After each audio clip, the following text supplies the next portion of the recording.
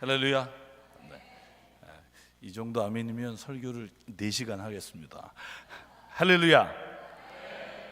2시간만 하겠습니다. 할렐루야.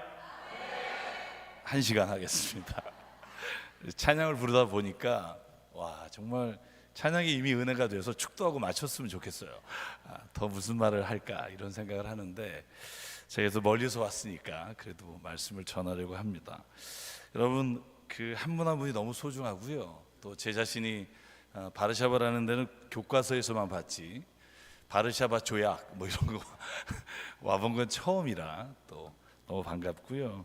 제가 옆에 분에게 축복하시는 모습을 보니까 여러분이 이미 뭐 마음에 모든 은혜 받을 준비가 돼 있을 것 같고요. 저는 오늘 그 얘기를 꼭 드리고 싶어요. 여러분은 교회입니다. 아멘. 저와 여러분이 교회입니다.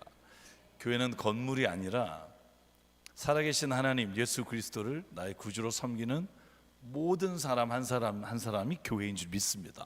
그 교회가 모여서 아름다운 공동체를 이루는 게 저는 우리가 속한 이 바르샤바 한인교회인 줄 믿습니다. 제가 그래서 찬양 한 곡 하자고 제가 그 악보를 좀 뽑아놨어요. 제가 그 아주 먼 옛날 아시나요 이 찬양? 네. 모르면 간첩이죠. 네. 당신을 향한 하나님의 계획이 있습니다. 오늘 이 찬양을 같이 부르고 싶고요. 부르실 때 좀 격렬하게 서로 축복했으면 좋겠어요. 그래서 사랑해요 할 때는 돌아다니면서 이렇게 허그하셔도 되고요. 뭐 주일이지만 저는 오늘 왔다 가니까 뭐 할 거 다 하겠습니다. 언제 또 다시 뵐지 몰라서 아주 먼 옛날 찬양하면서 저희가 축복했으면 좋겠고요. 다 한번 일어나실래요? 어차피 뭐 오늘 다 일어나는 게 습관이 되신 것 같아서 네, 같이 찬양하겠습니다. 아주 먼 옛날. 우리 박수 치면서 찬양할게요.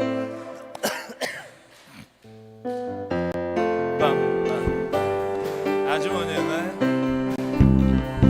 아멘. 아주 먼 옛날 하늘에서는 당신을 향한 계획이 있었죠. 아멘. 하나님께서 바라보시며 좋았더라고 말씀하셨네. 이 세상 그 무엇보다 귀하게 나의 손으로 창조하였노라. 내가 너로 인하여 기뻐하노라. 아멘. 내가 너로 인하여 기뻐하노라. 내가 너를 사랑하노라. 우리 한번 옆에 분들 허가하면서 고백할게요. 사랑해요. 돌아다니면서 사랑해요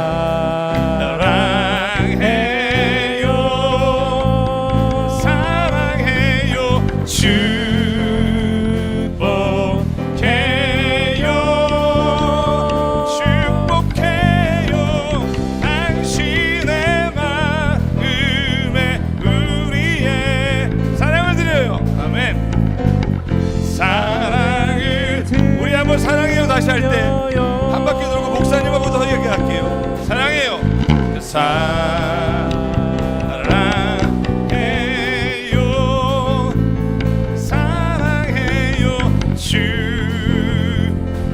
혹시 안 한 분 있으면 보시면서 한번 허가하죠. 축복해요 당신의 마음에 우리의 아멘. 사랑을 드려요. 사랑을 드려요. 하나님께 영광과 찬양 올려드립니다. 아멘. 네, 자리에 좀 앉으시죠. 네. 여러분, 제가 뭐 딱 하루 1시간 이렇게 말씀 전하고 갑니다만 이곳에 하나님의 사랑이 늘 충만하길 주의 이름으로 축복합니다. 아멘. 여러분, 저는 오늘 기적 이야기를 좀 나누려고 합니다. 기적 이야기.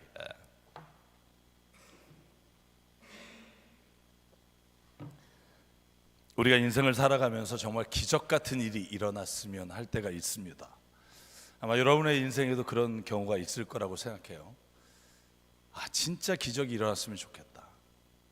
제 기억으로는 1998년 1월 30일에 제가 이런 기도를 드린 적이 있습니다. 정말 기적을 일으켜 주십시오. 그날 수요일 저녁 예배를 아버지가 설교하시고 너무나 행복하게 헤어졌는데 다음날 아침에 전화가 왔어요. 아버지가 심장마비로 지금 안양에 있는 중앙병원으로 가고 있다고. 그래서 어머니하고 같이 중앙병원에 가서 침대 위에 있는 아버지를 쳐다보면서 의사 선생님께 이렇게 막 외쳤던 기억이 나요. 살려주세요. 살려주세요. 전기 충격기로 심폐소생술 하시겠냐고. 네, 하겠습니다. 어머니하고 누님들은 다 나가시고 또 형은 미국에 있고 전기 충격기를 했는데 깨어나지 않으시는 거예요. 딱 한 번만 더 하고 싶습니다. 다시 의사 선생님이 전기 충격기를 대고 그래도 깨어나지 않으시고 한 번만 더 하고 싶습니다. 그때 의사 선생님이 말리시더라고요. 만약에 깨어나도 장기가 손상돼서 살기가 힘듭니다. 그때 제 마음에 무슨 기적을 바랬냐면 일어나서 우리 아버님이 살아나게 해주십시오가 아니라 단 하나님 1초만 아니 10초만 아버지에게 미안하다고 말하고 싶다고, 사랑한다고 말하고 싶다고, 하나님 그 기회를 좀 달라고, 딱 5초만 저에게 기적 같은 일을 좀 일으켜 달라고. 아버님 끝내 안 일어나시고 떠나셨어요.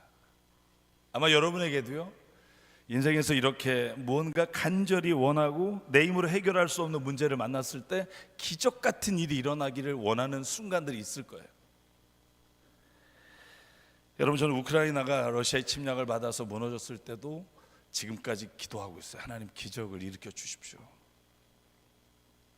여러분, 오늘 저희가 읽은 짧은 마태복음 9장에 기적 3가지 이야기가 한꺼번에 나와요.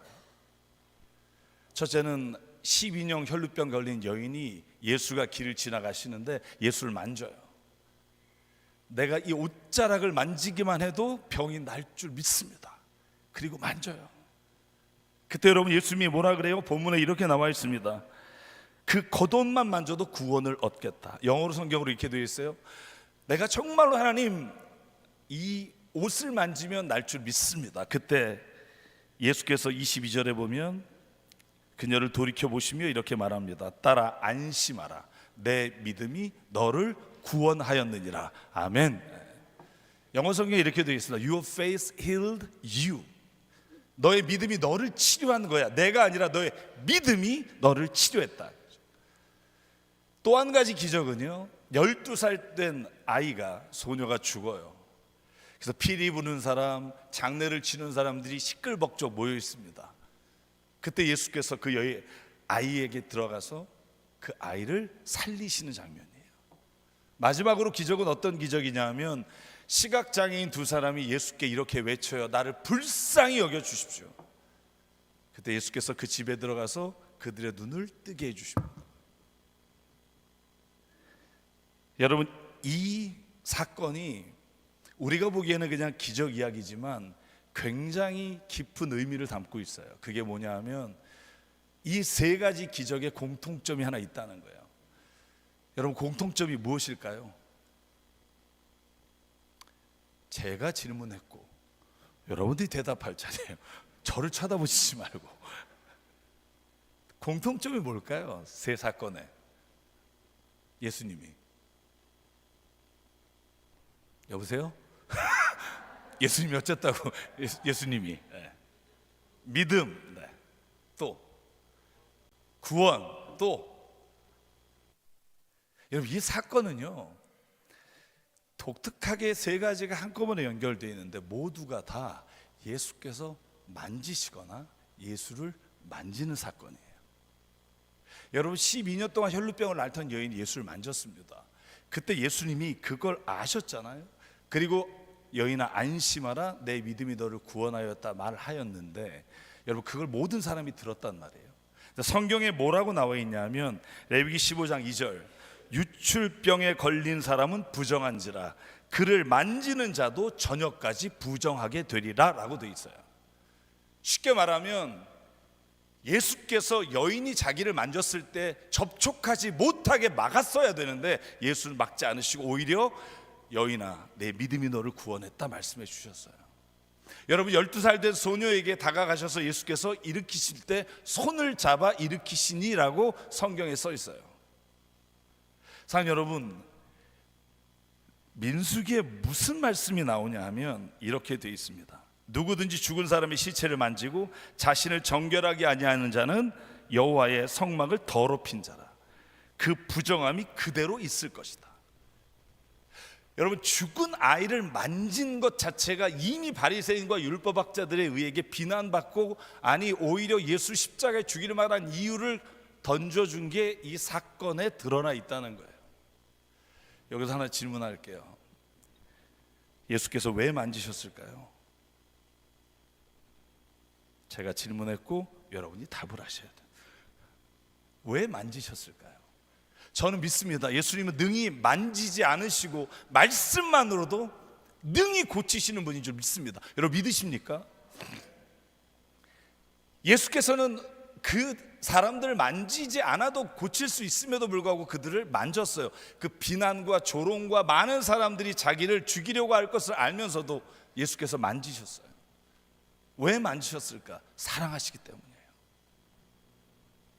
자기 앞에 와서 나를 구해달라고, 나를 고쳐달라고 말하는 사람에게 그의 마음과 그의 육신을 만져줌으로 인해 세상의 절망 가운데 나는 안 된다고 생각하는 사람들에게 너는 할 수 있다고 그가 친히 만져주셨어요. 여러분, 성경에는 이런 기적들이 얼마나 많은지 모릅니다. 그런데 오히려 이 소문으로 인해 예수는 십자가에 죽게 돼요. 사랑하는 여러분, 예수님은요 자기의 능력을 자랑하려고 병을 치유한 게 아니에요. 성경에 보시면 예수님이 말씀을 가르치려고 사람을 모은 적은 있어요. 산상수훈. 여러분 5,000병 장정이 먹고 12광주가 남는 사건이 있잖아요. 그런데 예수님은요 병자를 때로 모아서 병 낫게 하신 적이 없어요. 왜 그랬을까요? 말씀은 생명으로 가르치셨으나 환자와 환우들과 병에 걸린 사람들은 주님이 지나가시다가 긍휼한 마음으로 그들을 고치셨다는 거예요. 다시 말하면 내 능력이 이 정도다라고 보이기 위해서가 아니라 긍휼한 마음으로 그들을 사랑함으로 고치셨다는 거예요. 저는 그래서 오늘날 병 걸리신 분 다 이렇게 모아서 자기를 드러내는 기적 치유는 저는 하나님이 원하시는 치유일까라는 생각을 해봐요. 저는요 야고보의 말씀대로 의인의 기도는 역사하는 힘이 큰 줄 믿습니다. 여러분이요 주님의 이름으로 누군가의 병을 낫기를, 누군가의 아픔이 해결되기를 기도하면 하나님은 그 기도를 들어 응답하시는 분인 줄 믿습니다. 특별한 능력자로부터 구원하시는 것이 아니라 하나님은 그 사람의 기도를 들어주시는 분인 줄 믿습니다. 사랑하는 여러분, 저는요 오늘 이 시간 사랑의 주님이 여러분의 모든 아픔과 상처와 질병을 고쳐주시는 분인 줄 믿습니다. 오늘 여러분의 마음속에 해결되지 않은 상처와 아픔이 있다면 이 시간 주님이 만져주시고 해결해 주실 줄 믿습니다. 우리 옆에 분에게 한번 인사할까요? 악수하시면서 예수님이 오늘 당신을 치유하실 겁니다. 당신을 만져주실 겁니다. 한번 악수하시면서 인사할게요. 네, 당신을 만져주실 겁니다. 뭐 영 안 믿는 얼굴이신데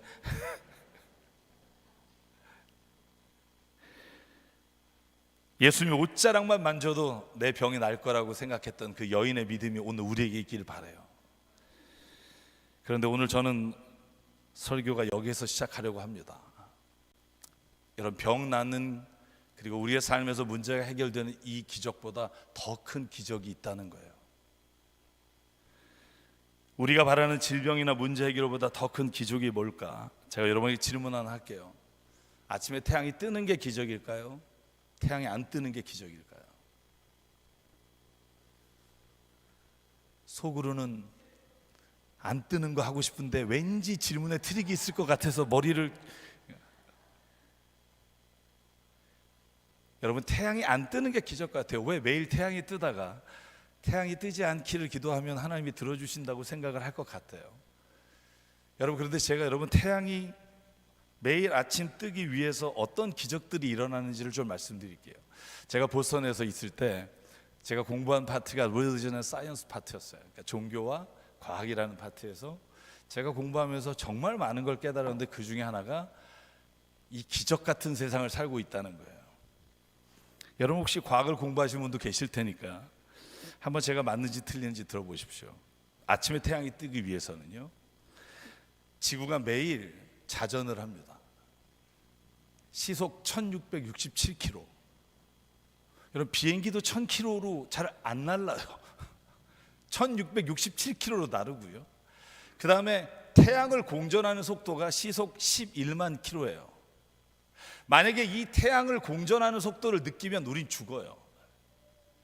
그래서 23.5도로 365일을 돌면 다시 지구는 제자리에 와 있게 돼요. 그뿐만 아니라 태양과 지구의 거리가 1억 5천만 킬로예요. 여러분 빛이 1초에 30만 킬로를 가는데 이 빛의 속도로 8분이 걸려요. 우리가 지금 보는 태양은 8분 전의 태양이에요. 지금 태양은 볼 수가 없어요. 왜? 빛이 우리의 시각을 자극해서 볼 수 있는 거리가 1초에 30만 킬로밖에 안 되기 때문이에요. 여러분 이 거리와 이 속도가 유지돼야 태양이 떠요. 만약에 이 속도와 이 거리가 유지되지 않으면 태양은 뜨지 않아요. 제가 다시 질문할게요. 태양이 뜨는 게 기적일까요? 안 뜨는 게 기적일까요?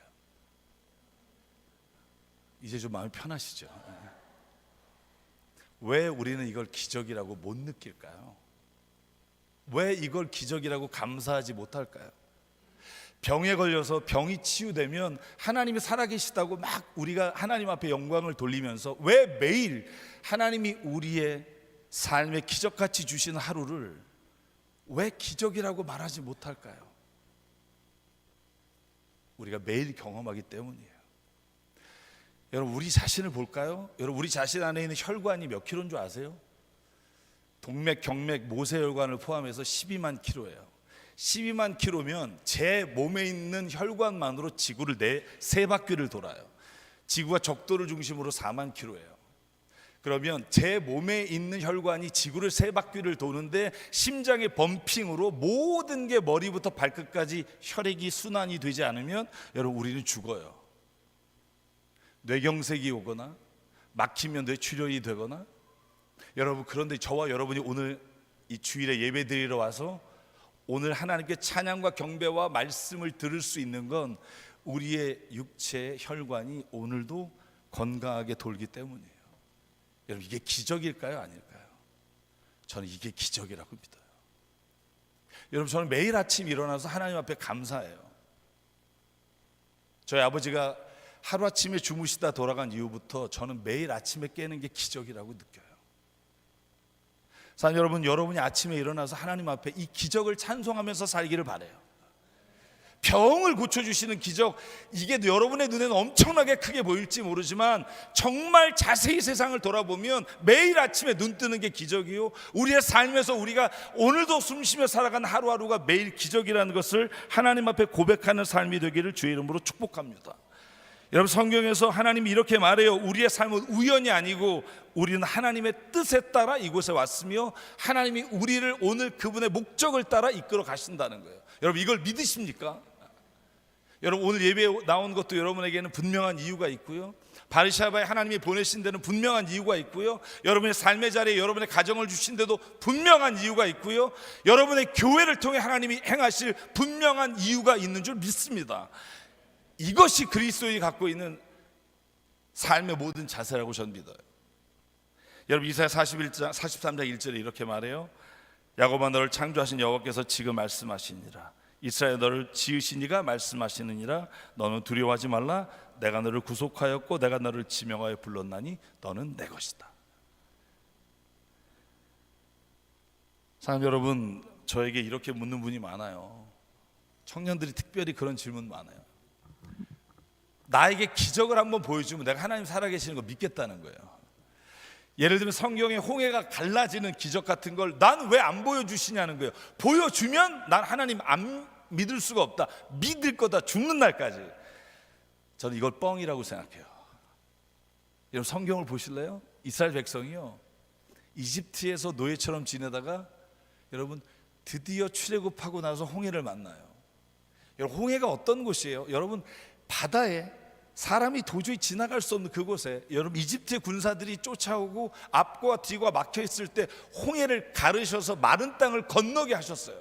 여러분 200만이나 되는 유대인들이 그것을 보고 홍해를 건넜어요. 여러분 그래서 하나님을 믿게 됐을까요? 여러분 출애굽기 15장에 홍해가 갈라진 이후에 이렇게 말해요. 그 다음에 마라에 도착했을 때 물이 있어서 마시지 못하게 됐다. 백성이 모세를 원망하여 이르되 우리가 무엇을 마실까 하매. 아무리 놀라운 기적을 체험해도요, 하나님을 믿는 사람과 믿지 않는 사람은 나눠지게 돼 있어요. 왜? 신앙은요, 우리가 현상을 봐서 믿는 게 아니라 우리에게 하나님이 나의 믿음이라는 고백이 있고 확신이 있어야 되는 거예요. 사랑하는 여러분, 우리가 이 세상을 살 때 이스라엘 백성처럼 살 때가 얼마나 많은지 몰라요. 기도가 응답되면 막 기도가 응답됐다고 막 죄송해요 호들갑을 떨다가 조금만 기도가 막히거나 안 되면 하나님 원망하고 주변의 사람 원망해요. 사랑하는 여러분, 우상이 뭐예요? 우상은요, 하나님이 주신 것을 하나님으로 여기면서 사는 게 우상을 믿는 거예요. 거기에는 건강도 포함되고 돈도 포함되고 자녀도 포함돼요. 하나님이 우리에게 삶을 누리라고 주신 게 우리의 삶의 주인이 되면 우상이에요. 여러분, 우리의 삶에서 더 중요한 건 하나님을 믿는 거예요. 하나님을 주신 것을 믿는 삶이 아니라 하나님을 믿는 거예요. 비록 내가 원하는 기적이 일어나지 않았을지라도 난 하나님을 신뢰합니다. 하나님은 살아계시며 나의 삶을 이끌어 가시며 분명한 그 일에는 이유가 있습니다. 여러분, 이 믿음이 우리의 구원 되시는 하나님을 믿는 믿음인 줄 믿습니다. 하나님이 주신 것에 집중하다가 하나님을 보지 못하는 사람이 얼마나 많은지 몰라요. 사랑하는 여러분, 중요한 것은 하나님의 주신 것을 사용하는 것이지 하나님의 주신 것을 믿는 게 아니에요. 여러분, 제가 이혜령 선생님을 좋아합니다. 그분이 쓰신 책 중에 영성순례라는 책이 있어요. 혹시 읽으신 분 계신가요? 성경도 안 읽고 책도 안 읽고, 그 영성순례라는 책을 보면 제가 참 은혜를 많이 받았는데, 어떤 은혜냐면 제가 아버지 돌아가셨을 때 그렇게 기도했는데 하나님이 왜 내 기도를 안 들어줬을까 하는 원망이 정말 많았어요. 여러분 잘 아시잖아요. 이혜령 선생님이 무신론자예요. 반기독교인이었어요. 그래서 어딜 가든지 기독교가 국가를 망하고 있다, 망치고 있다 이렇게 말했던 분인데 2007년에 그 딸 이민아 목사님이 시각 장애인이 됐어요. 앞을 못 보게 됐어요. 그때 아버지에게 이렇게 말했어요. 아빠, 나를 위해서 한 번만 교회 가서 기도해 줄래요? 여러분, 앞을 못 보는 딸의 부탁을 거절할 아빠가 어디 있겠어요? 그래서 그가 이혜령 선생님이 이민아 목사님을 따라서 교회를 가요. 그리고 이렇게 기도했다고 책에 써 있어요. 하나님, 미나가 어제 본 걸 내일 볼 수만 있고 오늘 본 내 얼굴을 내일 볼 수만 있게 해주면 저의 남은 생을 주님께 바치겠습니다. 그렇게 기도했는데 기적처럼 눈이 보게 됐어요. 그래서 세례를 받고 그리스도인이 됐어요. 여러분, 그런데요, 무슨 운명의 장난처럼 5년 뒤 2012년 3월 15일에 이민아 목사님이 간암으로 죽어요. 먼저 딸을 보낸 이혜령 선생님에게 주변에 있는 많은 사람들이 찾아와서 뭐라 그랬는 줄 알아요? 그 책에 이렇게 써 있어요. 이 선생, 딸 병 고치러 교회 갔는데 이제 딸이 죽었는데 교회 뭐하러 다니니? 이렇게 사람들이 조롱하면서 말하는 거예요. 거기에 대한 이 이혜령 선생님의 답이 제 삶에 하나님이 주시는 나를 향한 말씀 같았어요. 이렇게 쓰고 있어요. 여보게, 내가 딸의 병 때문에 교회 나가고 하나님을 믿게 된 건 사실이네. 그런데 말일세, 나는 그 질병을 고치신 하나님을 만났다네. 딸의 병은 내가 하나님의 살아계신다는 걸 깨닫게 해준 통로였다네. 한번 보게나 지금 예수님이 병을 고쳐준 그 많은 환자들이 살아있는가? 죽었다 다시 살아난 나사로가 지금 여기 있는가? 그들도 언젠가는 또 한 번 죽음 앞에 눈물 흘리며 살지 않았겠나? 결국 기독교 신앙이란 우리의 질병을 낫게 하시는 하나님이 아니라 그 질병을 영원한 생명으로 바꾸시는 하나님을 믿는 것이라네. 나는 그래서 딸이 죽었으니 이제 그 영원한 하나님의 나라에 이르러 그 딸을 만나기를 원한다네. 사랑하는 바르샤바 한인교회 성도 여러분, 오늘 우리에게 이 믿음이 있기를 바라요. 계속 기적 같은 일들이 일어나는 것이 하나님의 살아계시다는 증거가 아니라 하나님은 살아계신 것을 확신하고 나가면 내게 이것을 왜 이루어 주셨는지, 왜 막으셨는지를 주님 안에 깨닫는 은혜를 갖게 돼요. 여러분, 다니엘의 고백을 잘 알잖아요. 그리 아니하실지라도 나는 살아계신 하나님을 믿을 것이다. 나는 우상 앞에 절하지 않을 것이다. 이것이 우리가 원하는, 하나님이 원하시는 저는 믿음이라고 확신합니다. 저와 여러분에게 그 믿음이 있기를 주의 이름으로 축복합니다. 그래서 더 큰 기적을 바라며 살기를 바라요. 여러분이 오늘 하나님 안에서 매일매일의 삶이 기적이에요. 병에 걸렸다가 그것을 낫게 하시는 하나님보다 오늘 내 삶이 숨을 쉬고 내가 하나님과 동행하는 삶, 그게 저는 기적이라고 믿어요. 그래서 한번 옆에 분에게 눈 동그랗게 뜨고 한 번씩 고백해 보실래요? 당신은 하나님의 기적입니다. 여러분, 이 믿음이 있으시길 바라요. 당신은 하나님의 기적입니다. 당신은 하나님의 기적입니다. 더 놀라운 기적이 있어요. 그게 뭐냐 하면 그 하나님이 우리를 구원해 주셨다는 거예요. 우리를 사랑하심으로 십자가에 죽기까지 그 구원을 이루셨다는 거예요. 저는요, 여러분, 전 하나님이 저를 사랑한다고 믿어요. 여러분, 믿으십니까? 전 매일매일의 삶이 하나님의 사랑으로 채워진다고 믿어요. 여러분, 그 믿음이 없으면 우리는요, 인생길에 주님과 함께 동행할 수가 없어요. 저는 여러분에게 오늘 확실하게 말씀드리고 싶어요. 하나님은 당신을 사랑하셔요.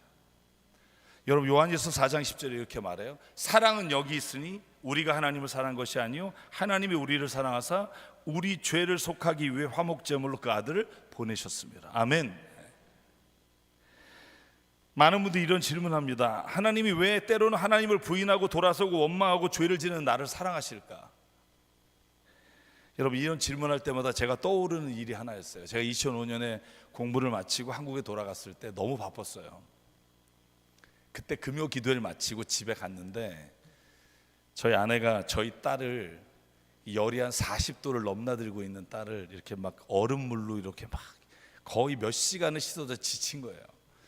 제가 금요 기도회 후에 너무 힘들었지만 바톤을 이어받아서 딸 막 온도가 내려가게 하려고 계속 밤에 그냥 거의 졸다가 깨다가 계속 그렇게 옆에서 딸을 돌보고 있는데 딸이요, 잠깐 눈을 뜨더니 저를 쳐다보면서, 제가 그날을 잊을 수가 없어요. 저를 향해서 이렇게 물어봤어요. 아빠, 왜 나를 사랑해? 얘가 제정신이 아닌 것 같아요. 저를 보면서 아빠 왜 나를 사랑해 하는데, 더 문제는 내가 뭐라고 말할지를 모르겠는 거예요. 여러분, 만약에 여러분의 자녀가 왜 나를 사랑해? 그럼 뭐라고 대답하시겠어요?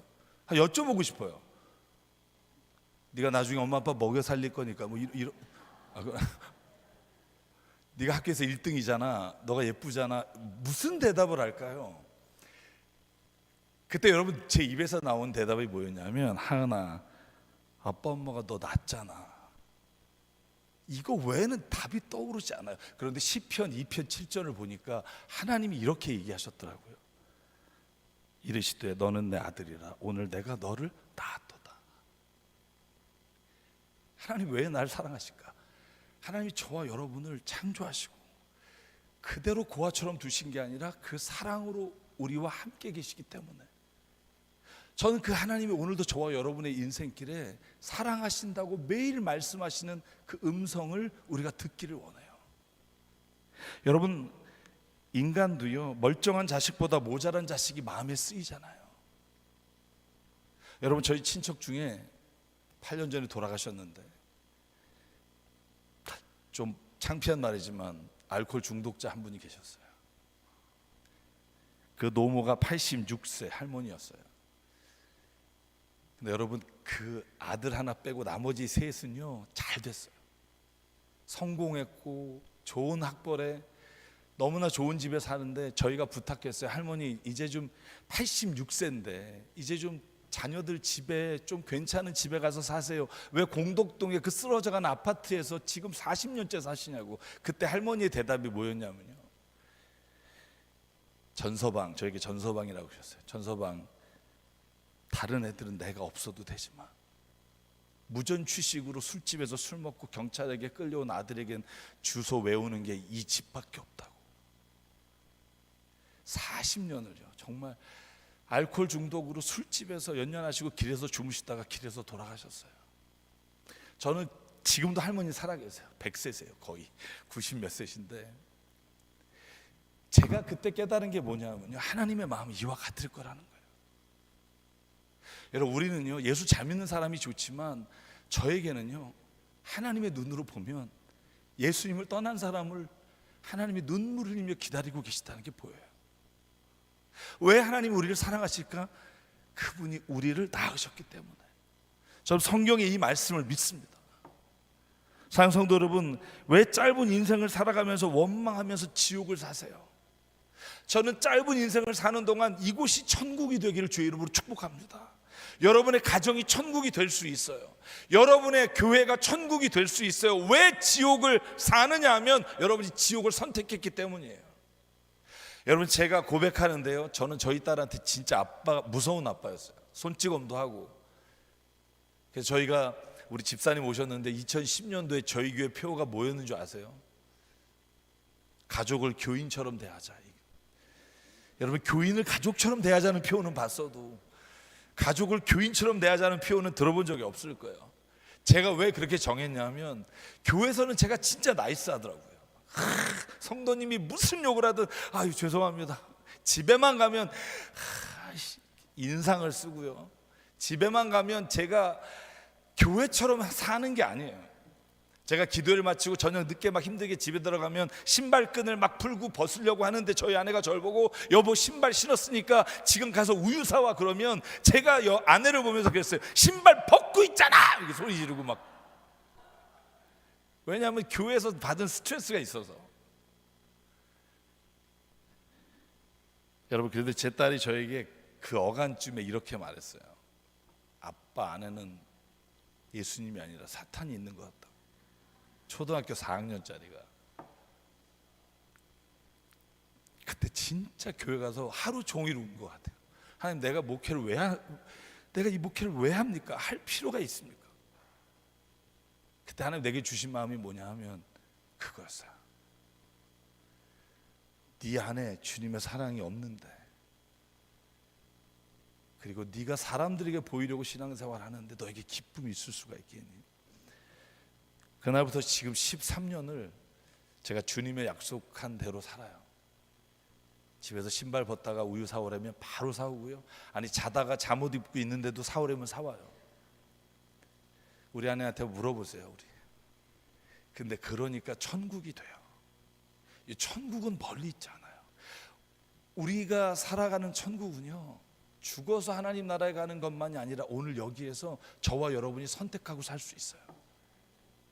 내 마음에 조금만 더 하나님의 사랑을 간구하면 하나님이 그 사랑이 흘러가게 하신다고요. 저는 바르샤바 한인교회가 이 땅에 그런 통로가 되길 주의 이름으로 축복해요. 지옥을 살지 마세요. 말 한마디로 천국으로 바뀔 수 있고요. 우리가 생각하는 것이 아니라 하나님이 원하시는 것을 선택하면 천국을 살 수 있어요.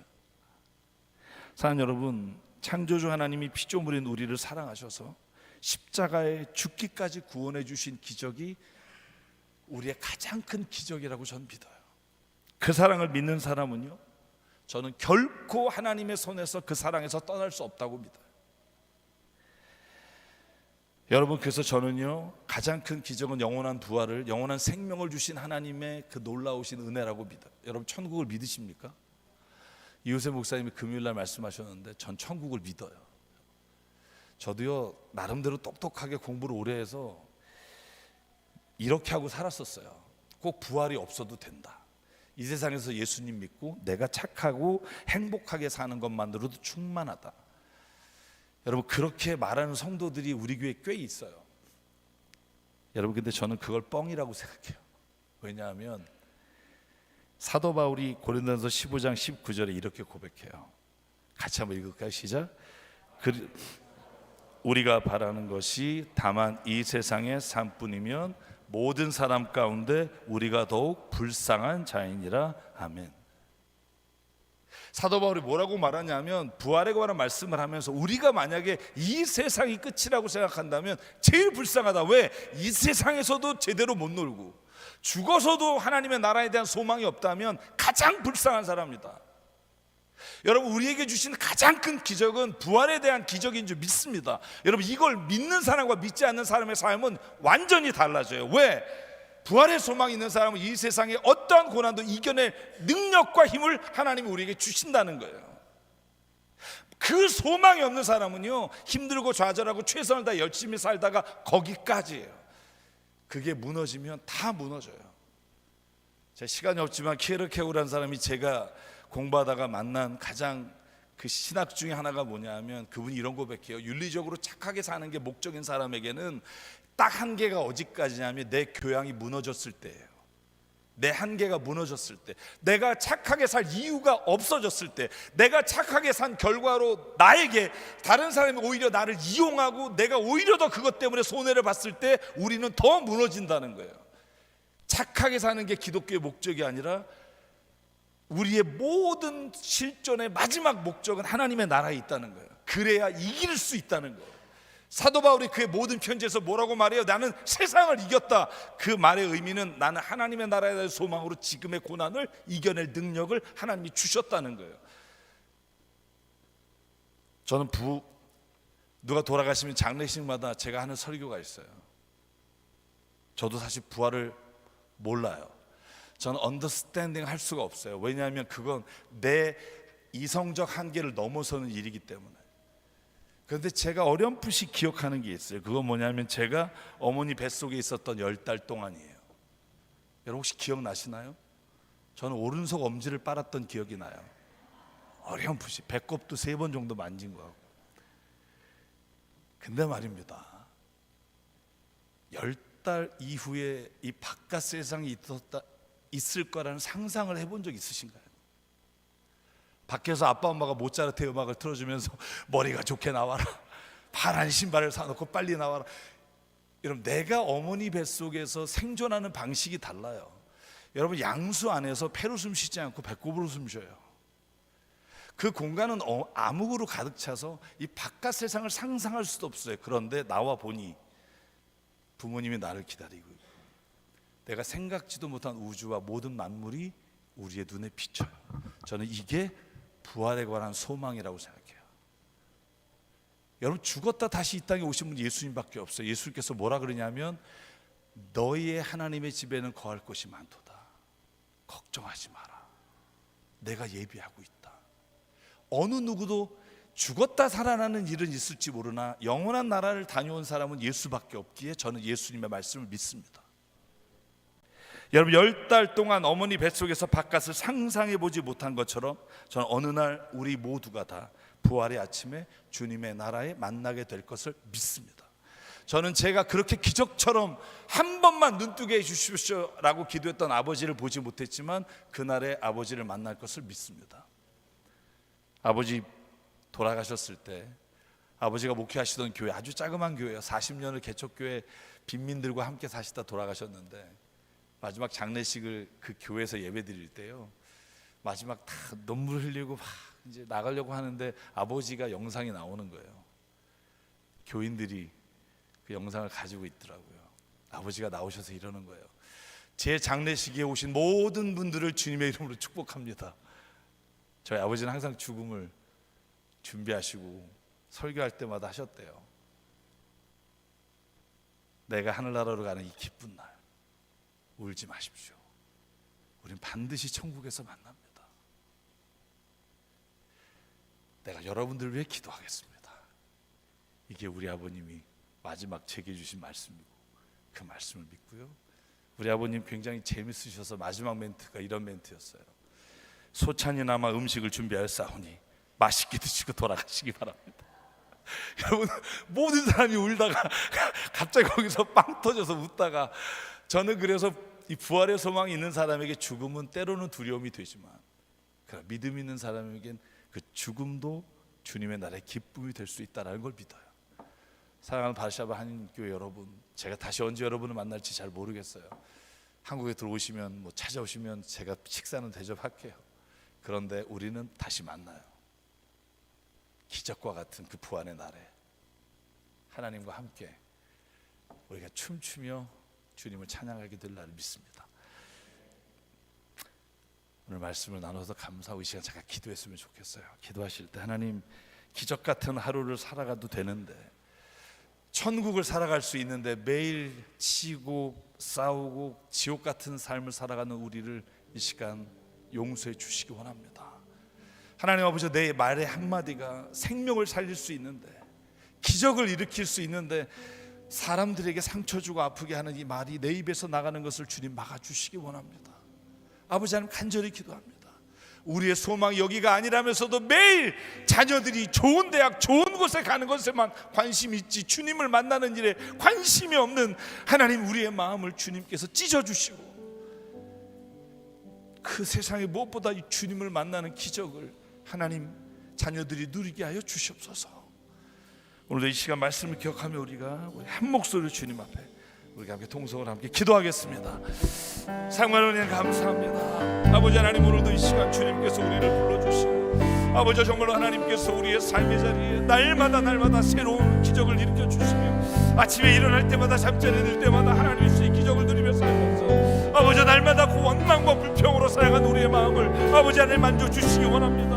하나님 아버지, 오늘도 주님께서 우리를 만져주시사 생명이 우리로부터 흘러나가게 하시고 생명이 하나님으로부터 우리에게 나와 아버지의 마음을 흡족하게 하며 살기 원합니다. 주여, 내 안에 하나님의 영광이, 하나님의 말씀이 들어가게 하시고, 우리는 알지 못하고 보지 못하고 살아가지만 믿음으로 보게 하여 주시고 믿음으로 살아가게 하시고, 우리의 사랑하는 가정이 변화되어 우리의 교회가 변화되고 하나님 안에서 하나가 되는 놀라운 역사가 일어나게 도와주시옵소서. 아버지 하나님, 이 놀라운 기적이 우리의 삶에 오늘도 시작될 줄 믿사오니 주여, 주여 우리에게 하나님의 마음을 부어주시고 아버지의 능력을 부어주시사 이 일을 감당하게 하시고, 아버지 정말 여기 남은 하나님의 마음 속에 하나님의 사랑이시고, 아버지가 정말 하나님의 기쁨과 감사와 찬양을 날마다 누리며 살 수 있게 하는 역사에 주옵소서. 그러므로 말미암아 하나님 나라부터 시작된 주의 나라가 하나님 아버지 흘러 이 땅의 모든 전쟁과 아픔이 있는 곳에 흘러가게 하시고 하나님의 마음이 오늘도 충만케 하여 주시사 그 나라가 하나님 우리 안에 이루어지게 도와주시옵소서. 그 나라가 우리 안에 소망이 되게 하여 주시옵소서. 아멘. 사랑과 은혜 하나님, 하나님의 나라가 멀리 있는 게 아니라 오늘 주님 안에 있는 자에게 주시는 선물인 줄 믿습니다. 아버지 하나님, 우리의 입술의 말이 바뀌고 내 삶의 행동이 바뀌고 내가 주 그리스도의 사랑으로 말미암아 내 안에서 흘러가는 놀라운 은혜로 말미암아 하나님, 내가 있는 자리가 주의 나라가 되게 하여 주시옵소서.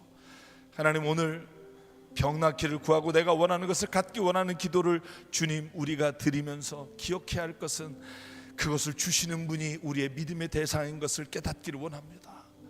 눈에 보이는 것으로 인해 눈에 보이지 않는 하나님을 놓치지 않게 하시고 영원한 나라에 대한 소망을 눈에 보이는 것으로 인해 빼앗기지 않게 도와 주시옵소서. 성령께서 하나님 이끌어 주시사 하나님, 바르샤바 하나님교회 모든 성도 한 사람 한 사람에게 하나님 오늘 기적 같은 삶이 시작되게 하시고 그 삶으로 말미암아 교회가 하나님의 놀라우신 기적을 체험하는 주님의 교회 되게 하여 주시옵소서. 이루어 주실 줄 믿사옵고 예수 그리스도의 이름으로 간절히 기도드립니다. 아멘.